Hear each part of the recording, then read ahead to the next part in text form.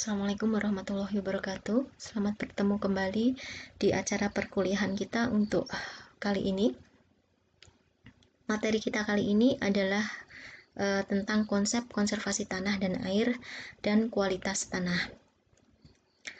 Subcapaian pembelajaran dalam materi kita kali ini adalah bahwa mahasiswa mampu untuk memahami konsep konservasi tanah dan air, serta prinsip manajemen lahan berkelanjutan, mengidentifikasi indikator kualitas tanah, dan menentukan strategi rehabilitasi lahan. Ada 5 bahan kajian yang akan kita bahas pada kesempatan kali ini.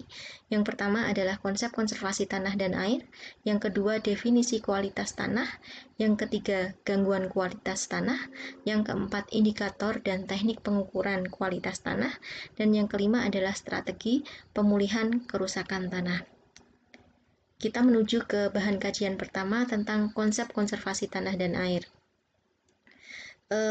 Ketika kita ingin melihat konsep konservasi tanah dan air, maka kita harus melihat kembali tentang fungsi tanah.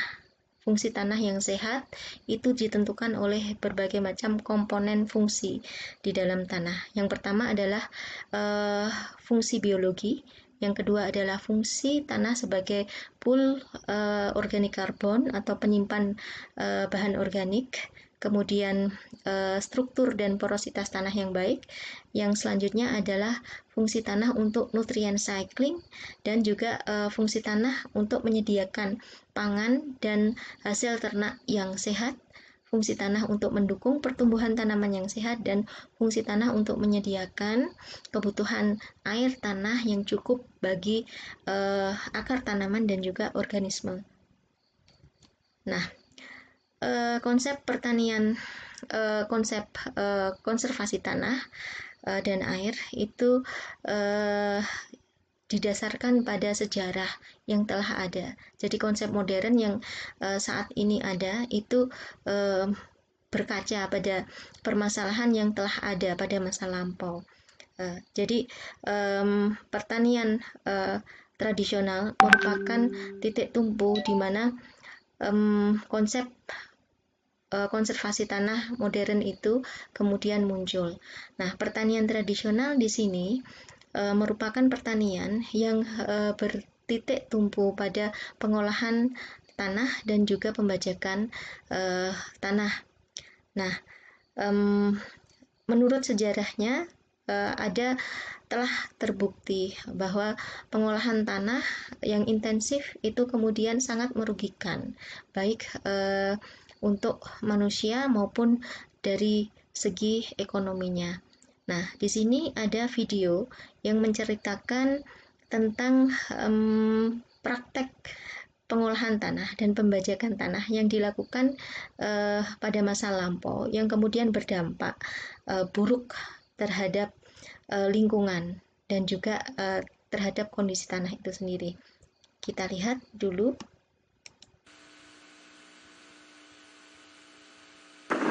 The steel plow was the only tool that could break the plains.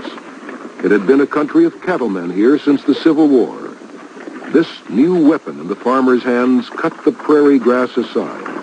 The plow and the reaper made wheat the king as the new century dawned.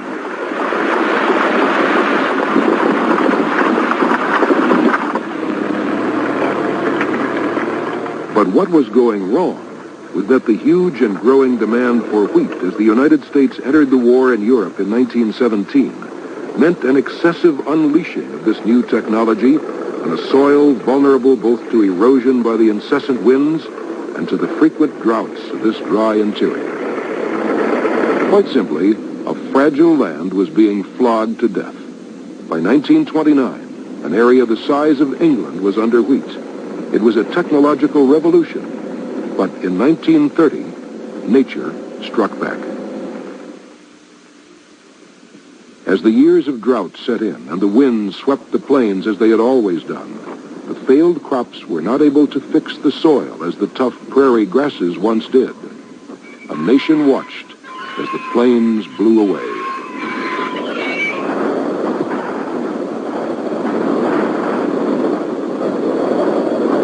The new technologists were abandoned by their own land.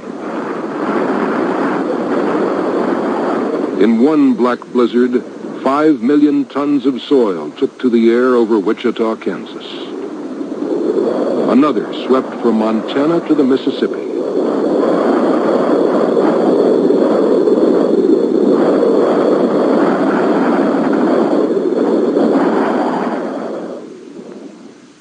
The stories have grown into the Dust Bowl legends of the death of livestock by the thousands, the closing of railroads and schools, the use of snowplows to clear the dust, of cars sandblasted free of paint, and the exodus of 3 million people in defeat.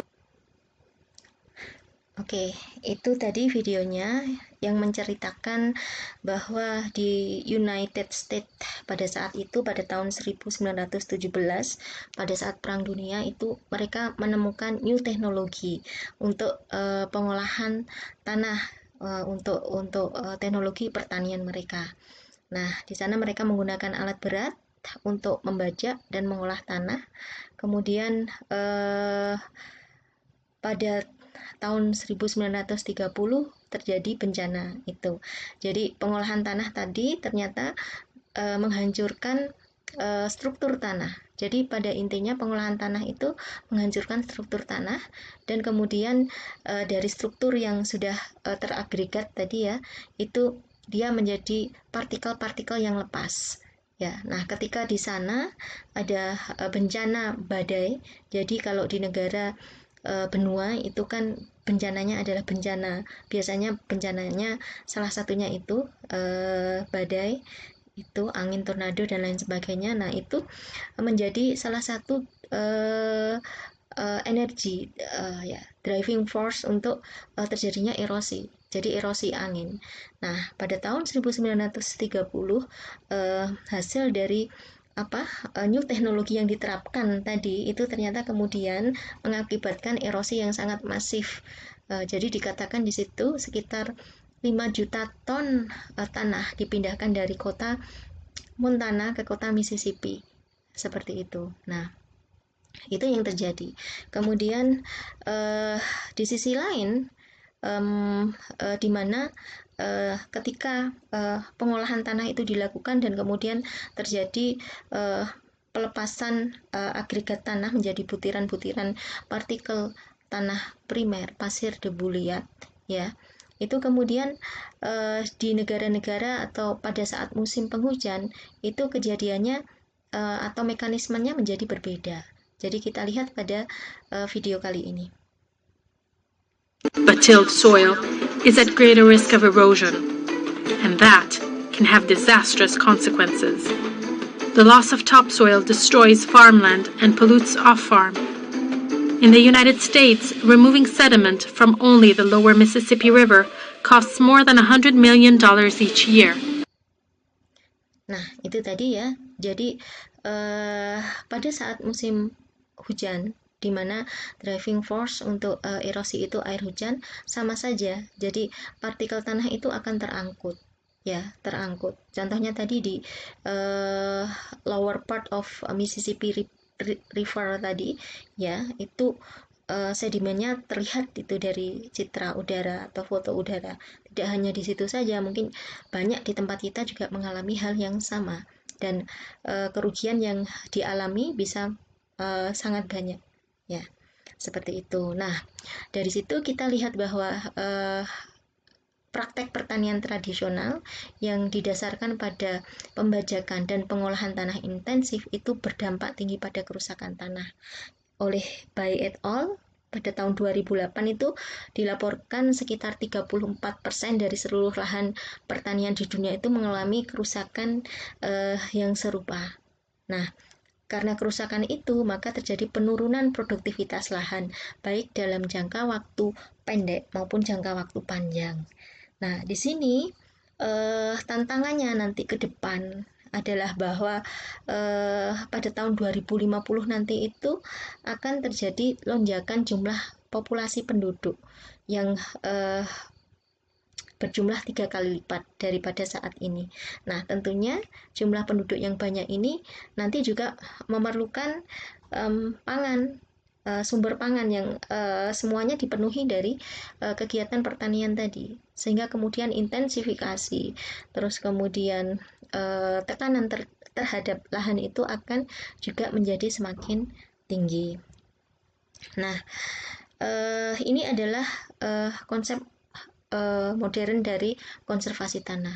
Jadi dari paradigma praktek pengolahan tanah yang secara tradisional tadi, kemudian perlahan-lahan berubah dengan menekankan pada upaya untuk mengkonservasi dan memperbaiki kondisi tanah, dan di sisi lain meningkatkan produksi, keuntungan, dan kelestarian lingkungan. Nah, konsep konservasi tanah modern itu ada 3. Yang pertama adalah no tillage, yang kedua adalah conservation agriculture atau pertanian konservasi, dan yang ketiga adalah sustainable land management. Ketiga prinsip ini tidak terpisah-pisah, tetapi menjadi satu kesatuan. Misalkan konservasi agriculture itu di dalamnya itu ada praktek no tillage seperti itu. Jadi bukan merupakan prinsip yang terpisah. Nah, apa itu conservation agriculture?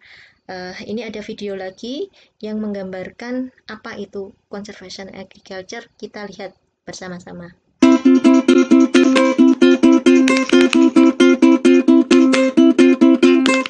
But there is a solution: conservation agriculture. Here's how it works. Farmers don't till the soil and disturb it as little as possible to allow the soil structure and its ecosystem to restore. They leave some crop residue in the field to reduce soil erosion and evaporation and to control weeds. They diversify the species in rotation to increase the soil's resistance to pests and diseases. In this way, farmers reduce the number of preceding operations. That has the added benefit of saving money on fuel and allowing more efficient and timely farm management. Conservation agriculture reduces erosion and makes farmland more fertile. When soil contains more soil organic matter, it acts like a sponge and holds nutrients in hundreds of thousands more liters of water per hectare. It's a challenge to change an age-old practice like tilling the soil. It's been done for generations, and it requires investment in effective herbicides, new equipment, and know-how.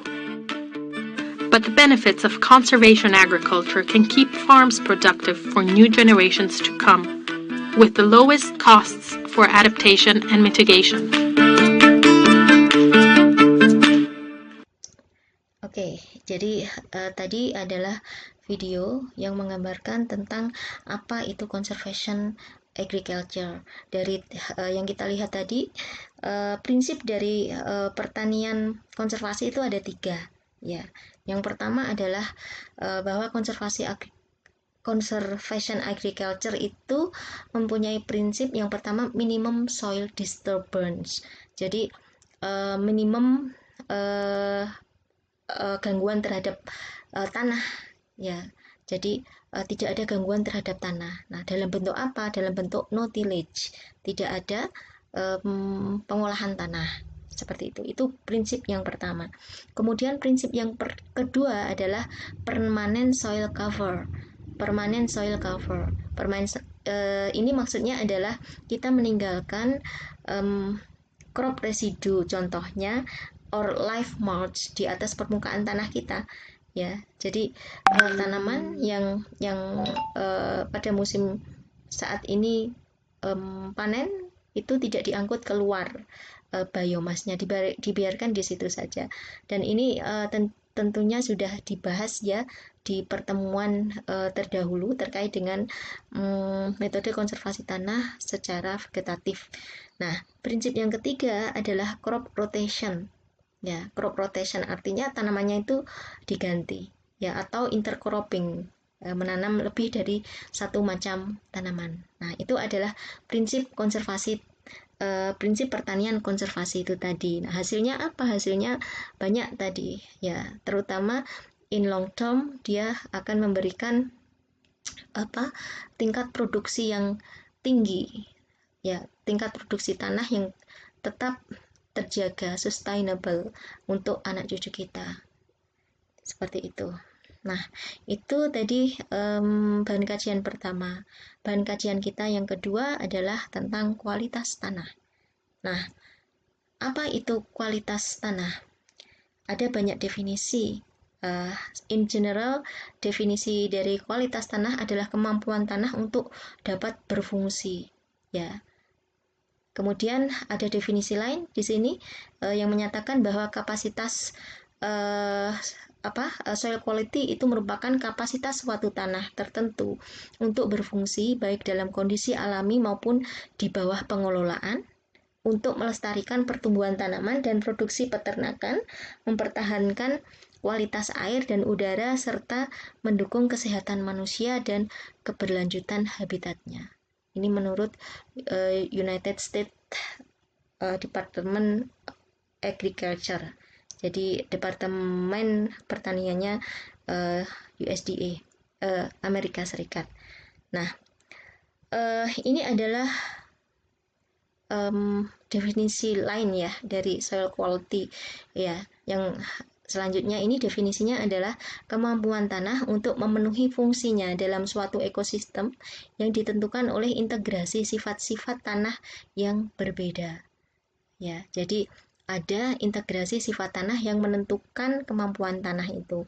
Kemudian dikaitkan dengan pertanian, soil quality merupakan kondisi tanah yang bugar, dalam tanda petik ya, yang mendukung pertumbuhan tanaman tanpa menyebabkan kerusakan tanah atau kondisi bahaya pada lingkungan. Nah, terkait dengan kualitas tanah tadi itu kan dijelaskan ada sifat-sifat tanah dan fungsi tanah. Maka kita harus flashback lagi mengingat fungsi tanah. Tadi di depan juga sudah dijelaskan sedikit tentang soil health ya. Jadi ini menurut FAO yang ini. Jadi fungsi tanah itu sebagai carbon pool, sebagai penyedia food, fiber and fuel untuk adat ya, cultural heritage, menyediakan bahan untuk konstruksi, material untuk konstruksi bangunan ya, contohnya galian C misalkan, foundation for human ya, bahan pondasi untuk jembatan, untuk rumah ya. Jadi tanah itu sebagai media untuk pondasi ya. Kemudian source of pharmaceutical and genetic resources, jadi sumber untuk farmasi dan sumber genetik plasma nutfah. Kemudian dia flood regulation, jadi yang mengatur tata air, salah satunya banjir.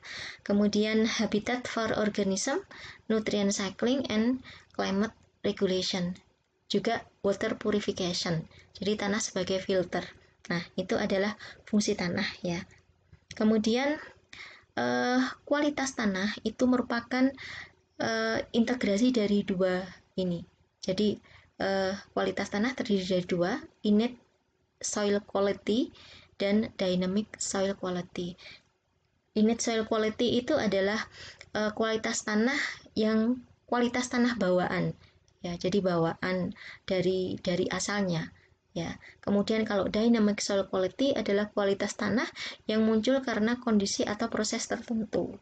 Nah, kalau kita lihat di sini yang pertama itu innate soil quality itu terbentuk karena soil formation atau soil formation dan soil karakteristik ya, yang disebabkan oleh soil formation itu. Kemudian yang dynamic soil quality itu lebih ditentukan oleh proses-proses yang terjadi di sana, baik yang melalui manajemen, kemudian juga oleh soil erosion, seperti itu. Nah, ini adalah faktor-faktor yang mempengaruhi innate atau inherent itu yang tadi ya, yang bawaan tetap, dan dynamic yang dinamis. Nah, kalau yang innate soil quality itu dia dipengaruhi oleh faktor pembentuk tanah yang kita pelajari kan di mata kuliah sebelumnya. Itu ada iklim, climate ya, organisme, topografi, bahan induk, dan waktu. Itu yang mempengaruhi kualitas tanah. Kemudian kalau yang dynamic soil quality itu ditentukan oleh soil amendments. Soil amendments itu adalah bahan pembenah tanah yang diberikan oleh petani misalkan atau praktisi ya. Jadi ini a matter of management. Kemudian drainage itu juga manajemen kan ya, drainasi. Kemudian cropping history and crop rotation ya, crop rotasi, cover crop. Kemudian pengolahan tanah atau tillage, dan yang terakhir adalah land use type.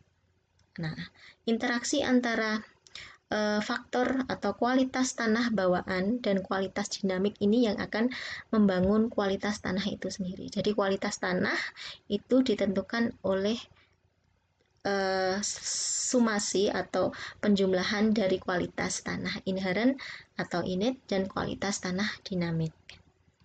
Nah, kalau kita bicara tentang kualitas tanah, kita juga mungkin pernah mendengar tentang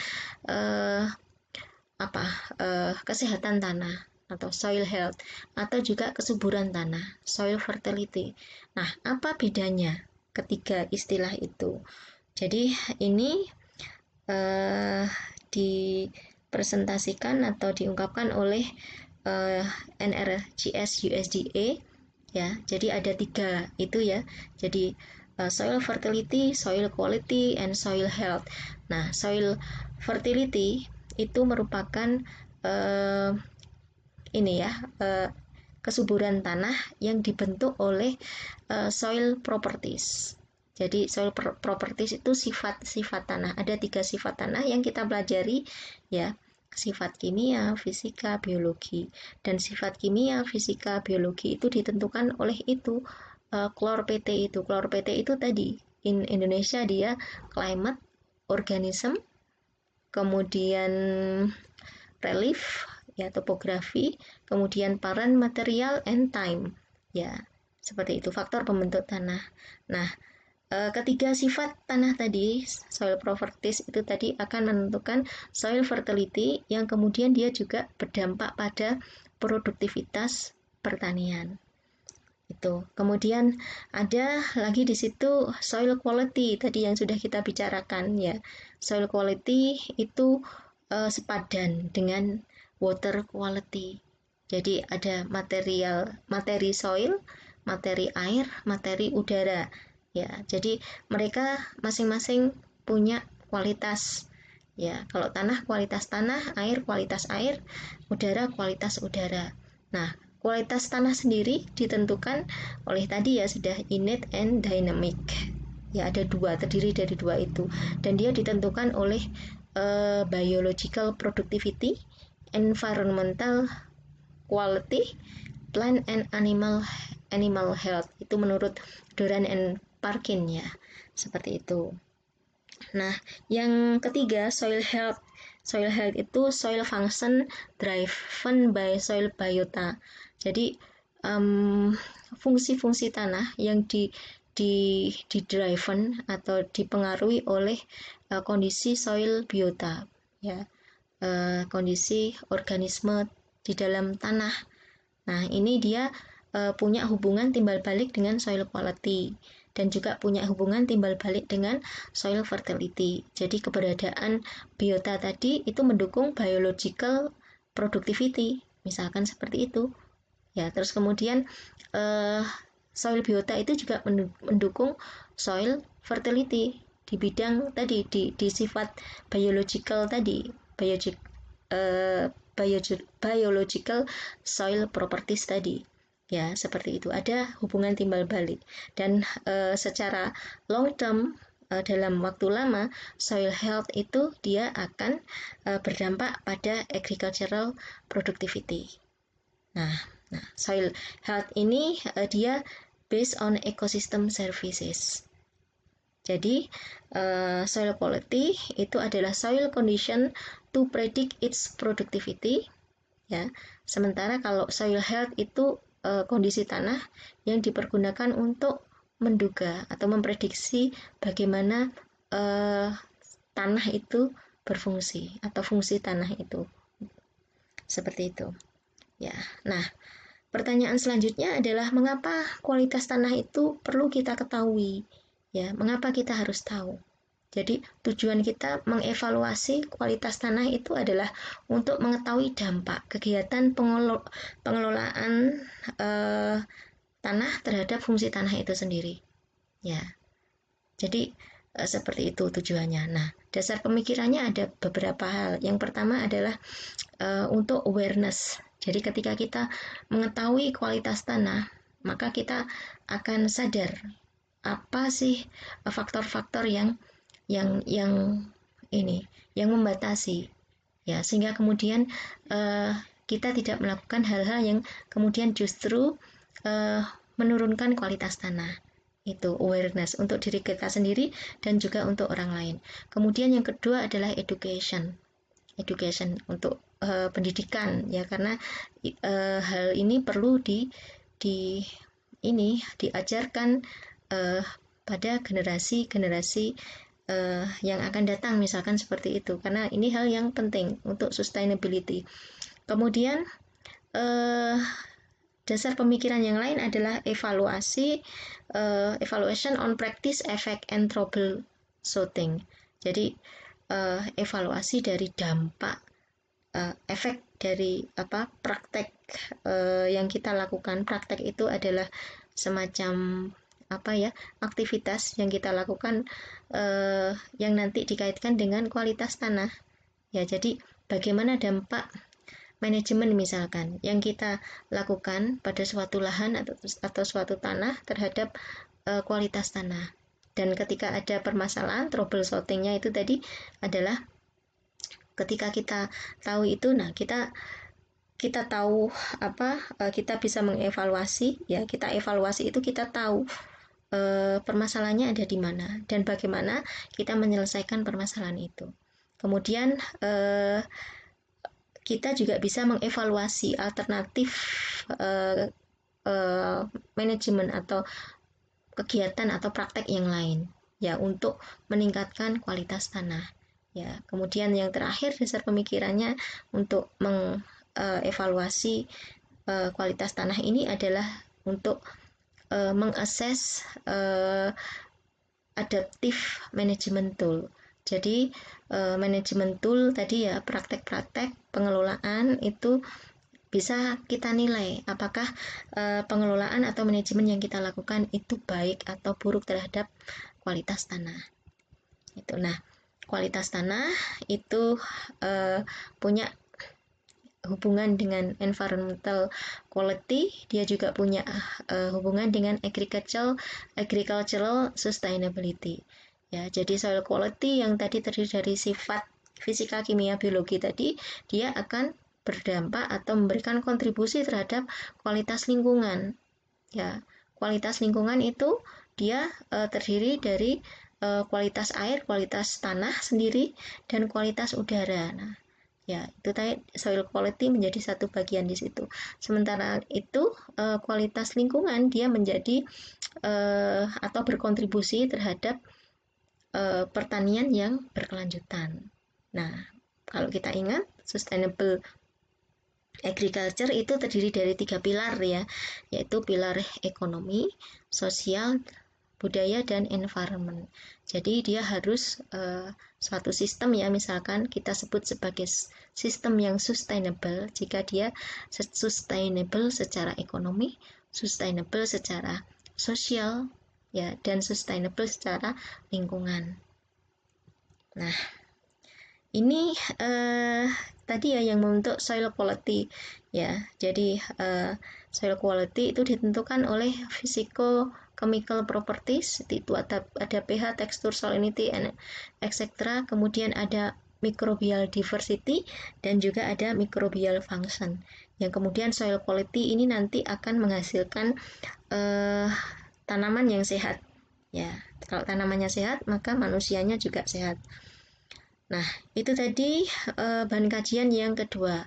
Bahan kajian kita yang ketiga adalah gangguan kualitas tanah.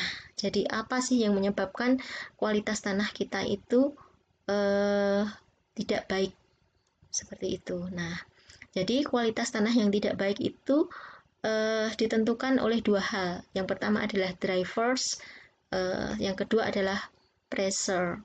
Drivers itu adalah pendorong bagi buruknya kualitas tanah. Pressure itu adalah tekanan atau faktor-faktor yang menyebabkan kualitas tanah itu menjadi turun. Nah, driversnya apa? Ya, di situ ada dua. Yang pertama adalah pedoclimatic condition. Yang kedua adalah land use policy. Ya, jadi pedoclimatic condition itu adalah kondisi iklim dan tanah, ya, kondisi tanah yang dipengaruhi oleh iklim, ya, seperti itu. Jadi bagaimana penjelasannya? Kondisi tanah kita itu yang dipengaruhi oleh iklim. Iklim itu hujan, suhu, dan lain sebagainya. Nah, tanah kita yang terpapar oleh hujan yang banyak, yang dengan energi yang besar, ya, tanpa tercover atau terlindungi, itu dia akan menyebabkan tanahnya menjadi rusak. Bagaimana dia rusak? Cirinya, misalkan dia tererosi, seperti itu, ya. Itu contohnya pedoclimatic condition. Kemudian land use policy. Land use policy itu adalah kebijakan-kebijakan pemerintah terutama, ya, yang berdampak pada kualitas tanah. Kebijakan apa? Kebijakan terkait tata guna lahan, ya. Apa hubungannya tata guna lahan dengan tanah? Karena ada hubungan antara tanaman dengan tanah, ya. Sudah dibahas di materi-materi berikutnya sebelumnya, ya. Jadi land use policy yang tidak ramah terhadap tanah itu menjadi drivers terhadap turunnya atau rendahnya kualitas tanah. Nah, pressure itu adalah contohnya land use and management, ya. Jadi land use yang jelek tadi, ya, penggunaan lahan yang tidak sesuai dengan kemampuan tanah, misalkan, itu menjadi tekanan terhadap tanah sehingga tanah kualitasnya jelek. Kemudian manajemen yang jelek, ya. Kemudian soil treat itu ancaman terhadap tanah. Ancaman terhadap tanah itu apa? Soil erosion tadi yang sudah dijelaskan sebelumnya. Penurunan bahan organik, ya, penurunannya itu karena intensifikasi, ya, tanpa mengembalikan biomas dan lain sebagainya. Kemudian kontaminasi, compaction, pollution, ya, kontaminasi bahan-bahan berbahaya, salinisasi, flooding and landslide. Nah, seperti itu. Jadi, drivers and pressure tadi nanti akan mempengaruhi state of ecosystem. State of ecosystem itu adalah mekanisme bagaimana soil and above ground biota itu berinteraksi dengan sifat-sifat tanah tadi, ya, dan juga sifat-sifat lingkungan yang lainnya, ya. Kemudian impact on ecosystem functioning. Jadi fungsi dampaknya terhadap fungsi ekosistem, ya. Jadi fungsi ekosistem itu ada elemen cycling. Elemen itu siklus, ya, siklus. Misalkan siklus unsur hara. Unsur hara kan banyak, ya. Jadi elemen cycling dan juga water cycling. Itu. Nah, nanti di sana akan ada respon. Responnya adalah ekosistem good and services delivery, ya. Di situ responnya. Jadi dari situ tadi kita bisa meng-create sebuah adaptive management kalau kita tahu mana sela-sela yang merugikan, ya, sebagai bahan untuk evaluasi dan menentukan itu tadi apa pemecahan permasalahannya. Itu. Nah, apa kemudian indikator kualitas tanah dan bagaimana teknik atau cara mengukur kualitas tanah, ya. Jadi kualitas tanah itu tidak dapat diukur secara langsung, tapi yang dapat diukur secara langsung adalah indikator kualitas tanah. Kualitas tanah tidak dapat ditentukan oleh single parameter atau satu parameter saja, tetapi kualitas tanah itu pengukurannya dilakukan dengan mengakses atau mengukur ya, mengetahui bagaimana fungsi tanah itu dapat berjalan dan dapat dipergunakan secara berkelanjutan. Ya, jadi kalau single parameter itu contohnya hasil tanaman ya, atau kualitas air. Nah, itu nggak bisa dipergunakan untuk ini mengukur kualitas tanah ya, tapi harus banyak data yang harus dikumpulkan, kemudian baru ditentukan kualitas tanahnya seperti apa. Nah, indikator sendiri itu apa? Indikator adalah karakteristik tanah dan tanaman yang dapat diukur dan memberikan petunjuk seberapa bagus tanah itu dapat berfungsi. Jadi intinya kita ingin tahu fungsinya, ya, fungsi tanah. Tanah itu berfungsi dengan baik atau enggak, ya. Untuk tahu itu maka indikatornya apa? Itu karena yang bisa kita nilai, kita ukur adalah indikator. Nah, persyaratan indikator yang baik bagi kualitas tanah itu yang pertama dia mudah diukur. Ya, mudah diukur dengan metode yang mudah. Ya, misalkan seperti itu. Kemudian yang kedua, ukuran berubah jika ada fungsi tanah yang berubah. Ya, sehingga kemudian diketahui kan berarti ada bedanya. Ketika fungsinya A, ya nilainya atau ukurannya X, ya, atau 1, ya, kemudian fungsinya berubah menjadi C, nilainya harus berubah.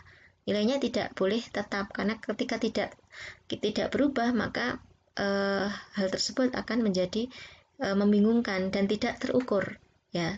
Kemudian yang ketiga, indikator itu dapat dipergunakan oleh orang banyak dan di tempat lain, tidak hanya di tempat itu sendiri. Jadi sifatnya universal, ya. Kemudian yang keempat, sensitif terhadap variasi iklim dan pengelolaan. Ya, ini hampir sama dengan yang nomor 2 tadi. Jadi dia bervariasi. Iklimnya beda maka ukurannya juga beda, ya. Seperti itu, ya. Sensitif itu artinya dia berubah.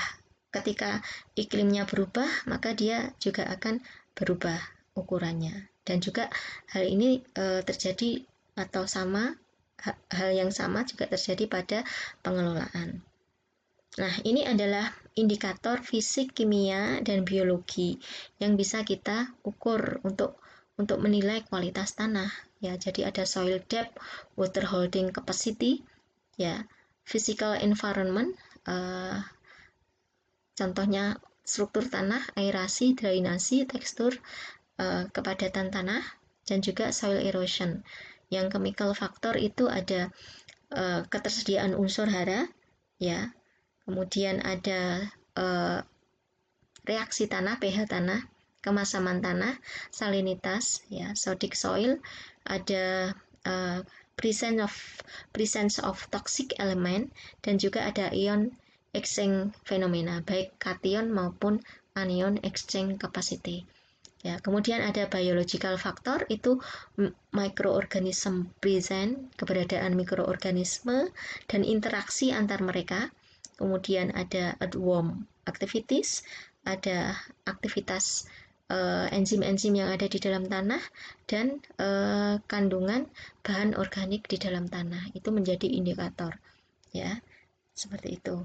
Nah, ini adalah daftar indikator. Nanti di slide-slide berikutnya ada juga yang ini physical indikator, itu ada unitnya, dan bagaimana hubungan antara indikator dengan soil quality, dan juga di kolom terakhir itu ada sensitivity index, ya. Jadi misalkan kita lihat yang sensitivity-nya tinggi, jadi artinya sensitivity itu adalah bahwa indikator ini mempunyai dampak yang tinggi, pengaruh yang tinggi terhadap nilai kualitas tanah, seperti itu.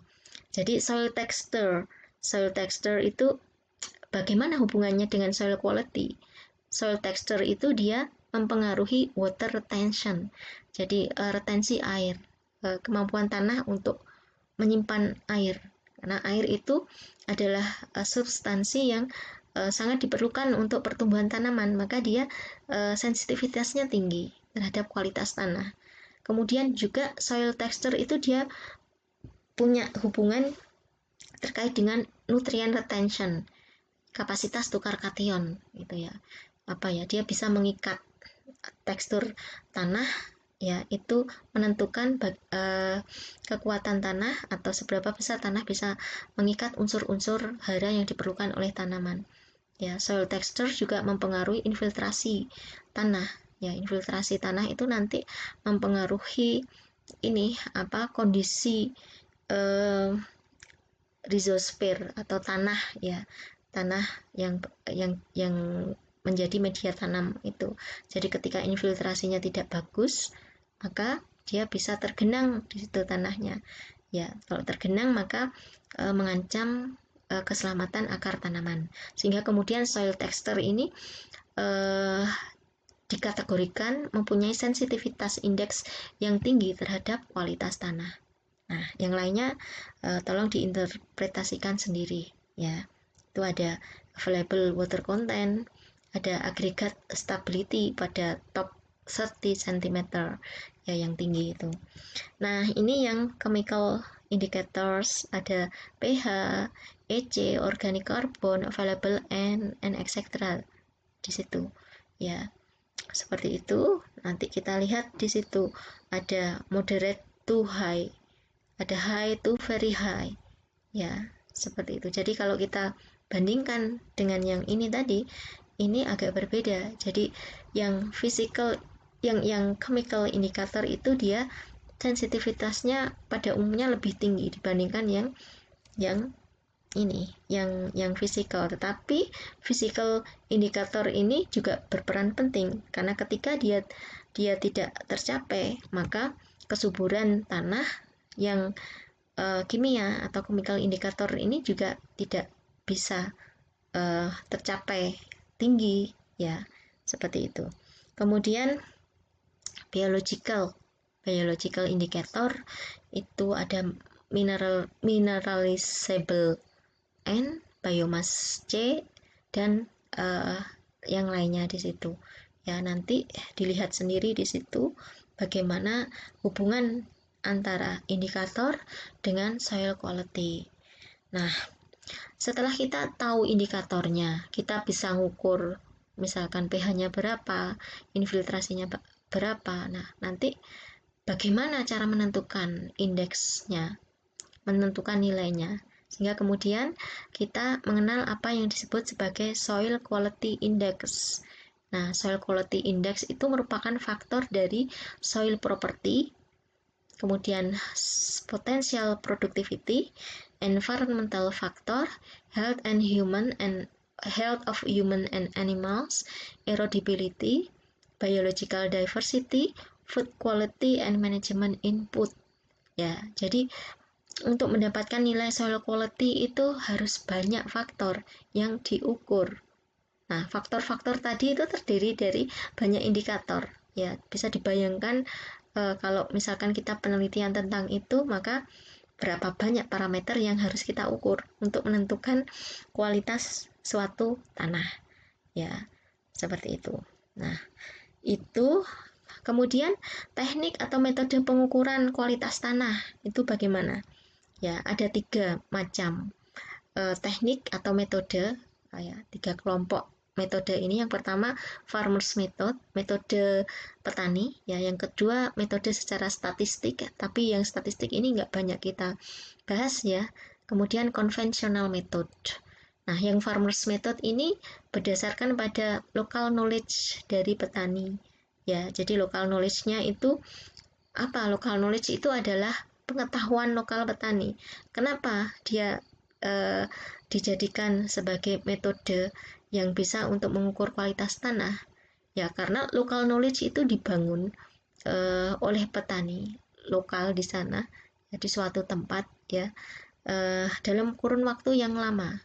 Ya, jadi keahlian petani melalui praktek yang dilakukan, bercocok tanam dan lain sebagainya itu cukup dijadikan untuk dasar untuk mengetahui kualitas tanah, ya. Jadi misalkan local knowledge-nya itu dilihat dari soil color, ya, dari warna tanah. Jadi tanah yang produksinya baik, misalkan produksinya tinggi, misalkan warna tanahnya itu misalkan hitam atau gelap, misalkan seperti itu.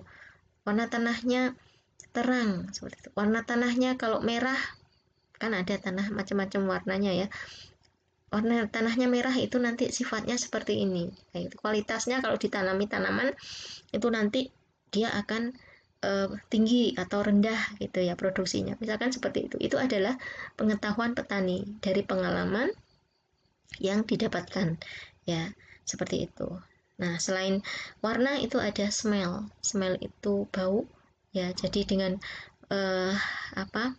mencium baunya itu petani bisa tahu. Nah, ini tanahnya itu tidak baik untuk ditanamin apa. Ya, baik untuk ditanamin apa. Ya, atau tanahnya ini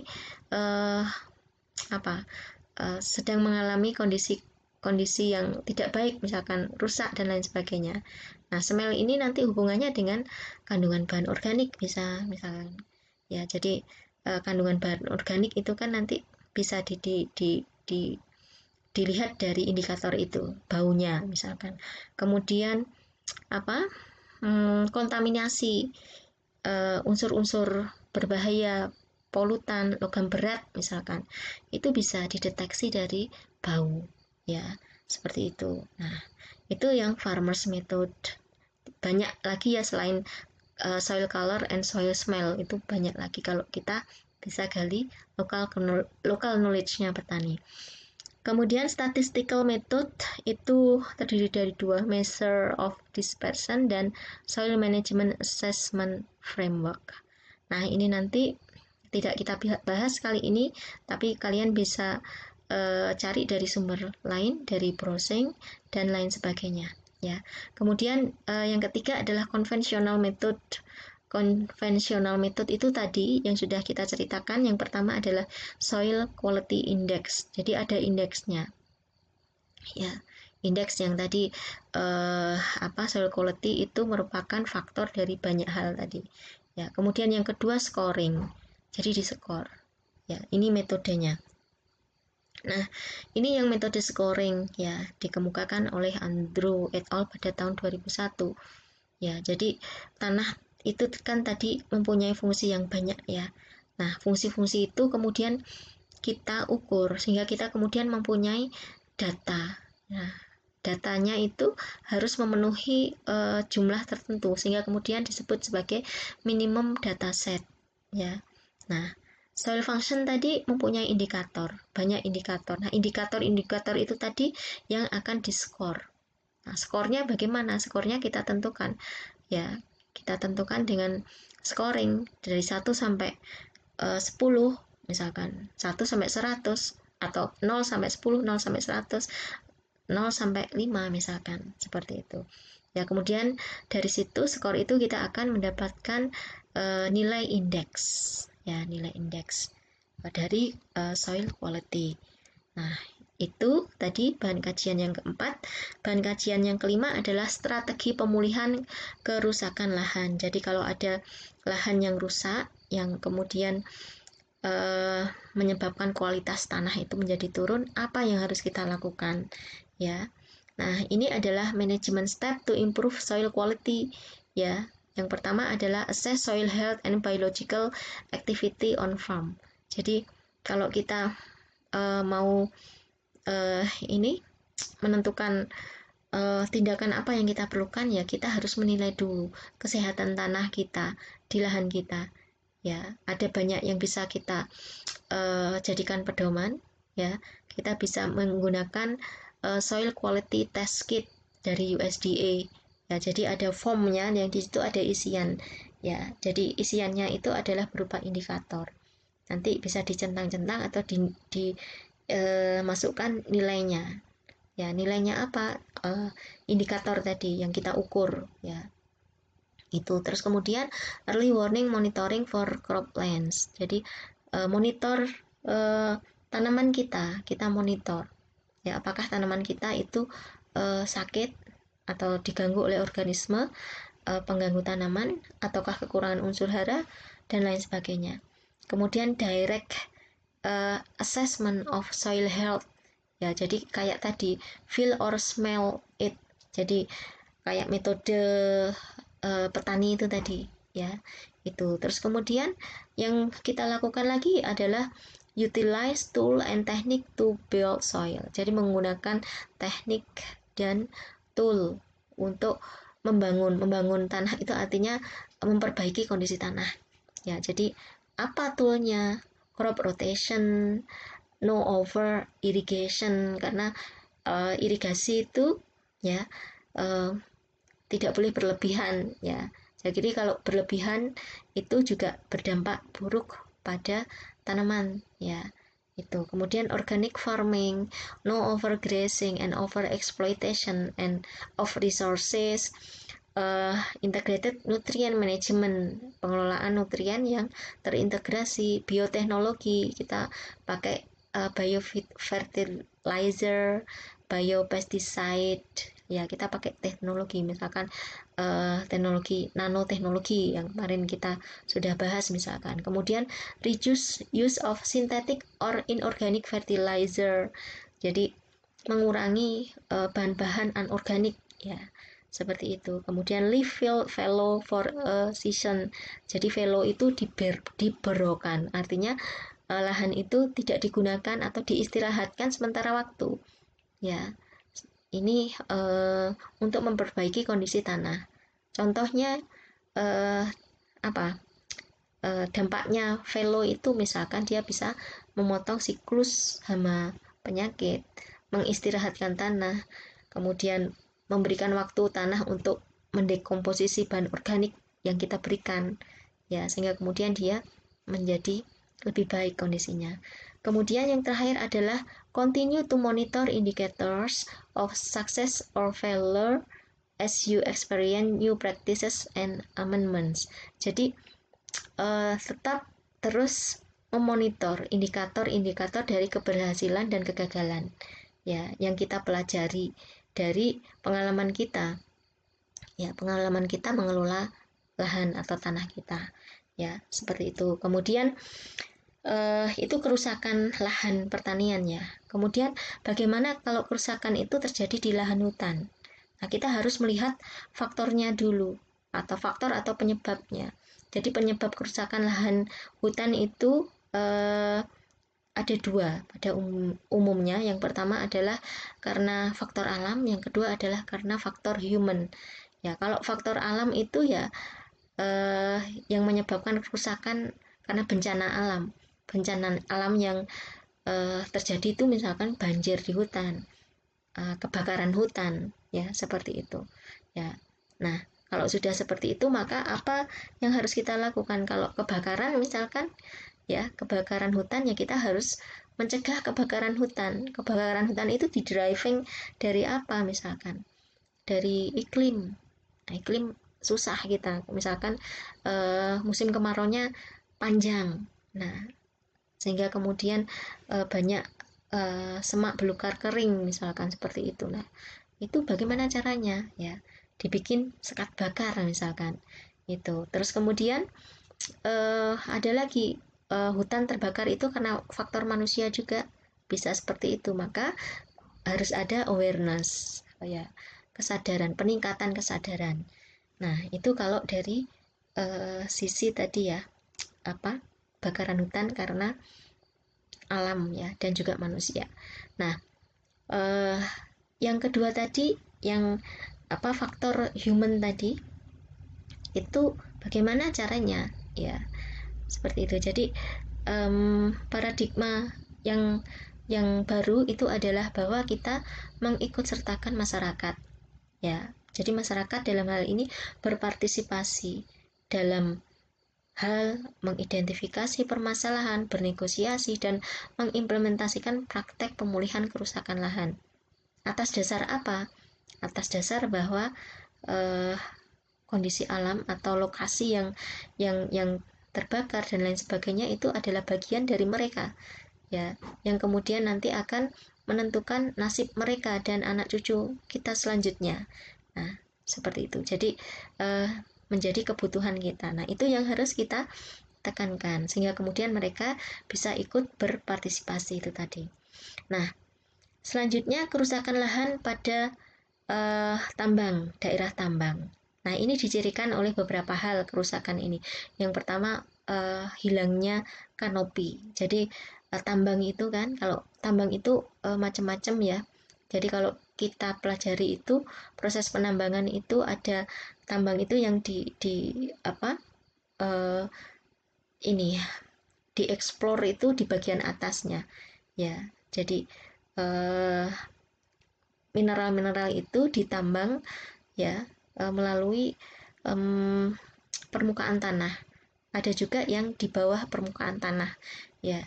Nah, yang di permukaan tanah ini ya akhirnya permukaan tanahnya bisa menjadi terbuka karena apa yang ada di atasnya kan harus di remove ya. Jadi kalau di situ hutan maka hutannya juga akan hilang ya.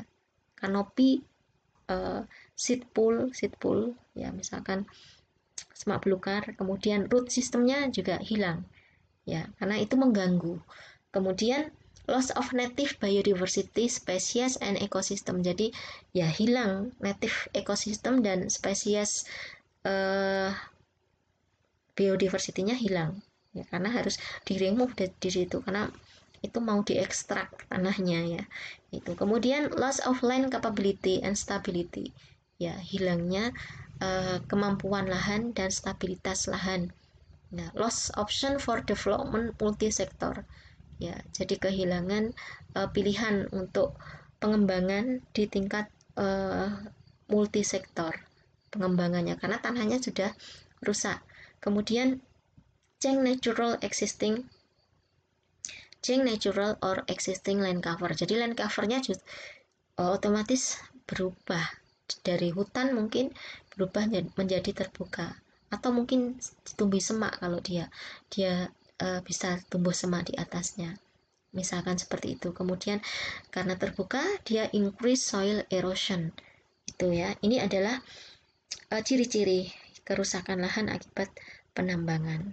Nah, apa yang harus kita lakukan? Yang kita harus lakukan adalah kegiatan restorasi lahan, perbaikan lahan tambang. Nah, perbaikan lahan tambang itu ada 3 tujuan. Yang pertama adalah untuk memprotek, melindungi.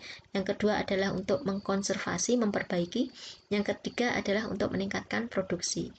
Ya, seperti itu. Yang protection itu contohnya menstabilisasikan land use pattern. Jadi menstabilisasikan itu land use-nya atau penggunaan lahan, pola penggunaan lahannya itu dipertahankan sedemikian rupa tidak berubah ya, seperti itu. Kemudian cover the exposed land, jadi menutup lahan-lahan yang terbuka tadi, yang terlihat terbuka ya, yang jelas terbuka ya tadi, itu harus segera ditutup. Kemudian reduce the erosion and surface runoff, mengurangi erosi dan surface runoff. Caranya bagaimana? Ya tadi itu. Kalau kita menggunakan kembali lagi ya ke metode teknologi untuk konservasi tanah dan air kan ada metode vegetatif, ada teknik sipil. Maka mana yang dulu yang prioritas atau yang harus cepat dilakukan itu adalah covering dulu. Jadi mengcover dulu yang terbuka. Sementara kita menumbuhkan pohon misalkan, karena kalau kita nanam pohon dulu nggak mungkin lutut karena pohon itu mungkin tahunan dia bisa mengcover kanopinya ya. Jadi pergunakan nanti cover crop misalkan seperti itu. Conservation itu stimulate native plant species ya, jadi untuk memperbaiki itu menstimulasi pertumbuhan tanaman atau spesies lokal yang ada di situ ya, spesies yang sudah ada di situ. Spesies yang sudah ada atau bisa tumbuh di lahan itu, di lahan bekas tambang, itu merupakan spesies yang tahan terhadap kondisi yang merugikan akibat proses penambangan ya. Contohnya apa? Misalkan proses penambangan, misalkan dia menghasilkan heavy metal, menghasilkan bahan polutan, pencemar tanah. Nah, untuk menutup itu misalkan dengan vegetasi kan vegetasi juga sulit untuk hidup di sana. Maka kita harus mencari vegetasi yang bisa hidup di sana. Jadi bagaimana caranya? Ya cari aja vegetasi yang bisa hidup di dekat-dekat situ. Ya, itu tandanya vegetasi itu tahan terhadap kondisi yang tidak menguntungkan itu tadi. Kemudian conserve potensial native species, ya dikonservasi. Jadi dipelihara spesiesnya yang natif itu, yang dia bisa beradaptasi ya dengan kondisi tanah tambang yang rusak tadi, ya itu dikonservasi, jangan sampai punah ya, diperbanyak misalkan seperti itu. Kemudian improve wildlife habitat. Wildlife itu tidak hanya tanaman tapi juga hewan dan lain sebagainya. Ya, kemudian untuk production, improve soil fertility untuk long term. Misalkan penambahan bahan organik, ya baik dari bahan organik pupuk hijau atau bahan organik yang ditambahkan. Kemudian produce non-woody product, benefit for local people. Jadi upaya-upaya yang dilakukan untuk meningkatkan produktivitas lahan bekas tambang itu tadi. Maka ketika kita menggunakan cara vegetatif, yang harus kita lakukan adalah mencari tanaman yang fast growing trees. Dia cepat pertumbuhannya, tahan terhadap unsur beracun sisa tambang, memerlukan banyak cahaya matahari karena kondisinya terbuka ya. Kalau kita nyari tanaman yang dia perlu naungan, ya yang dipakai untuk naungan apa, kan nggak ada. Kemudian tahan terhadap kekurangan unsur hara karena sebagian besar lahan tambang itu miskin hara dan bahkan justru meracuni. Kemudian memproduksi banyak biomas karena fast growing trees tadi, salah satunya adalah biomasnya banyak, seresahnya banyak, dan juga seresah itu mudah terdekomposisi gitu ya, mudah diperbanyak ya, jadi mudah dibibitkan, mudah diperbanyak ya, kemudian murah penanamannya dan mudah pemeliharaannya itu ya. Kemudian ini selain itu tadi ya sudah ditekankan di depan tadi, tumbuhan penutup permukaan tanah itu perlu dilakukan, perlu diupayakan pada lahan-lahan bekas tambang untuk mendukung pertumbuhan tanaman pohon seperti itu. Nah, dan yang ketiga adalah penanaman pohon secara profesional. Ya, jadi ini adalah gambar ini adalah lahan bekas tambang di Bukit Asam, ya, yang kemudian ditanami tanaman-tanaman yang tahan terhadap kondisi di sana, ya, secara profesional mereka menanam di sana. Jadi melakukan penelitian dan lain sebagainya. Nah, mungkin demikian pertemuan kali ini ya. Terima kasih, sampai ketemu pada mata kuliah atau pertemuan selanjutnya. Terima kasih. Wassalamualaikum warahmatullahi wabarakatuh.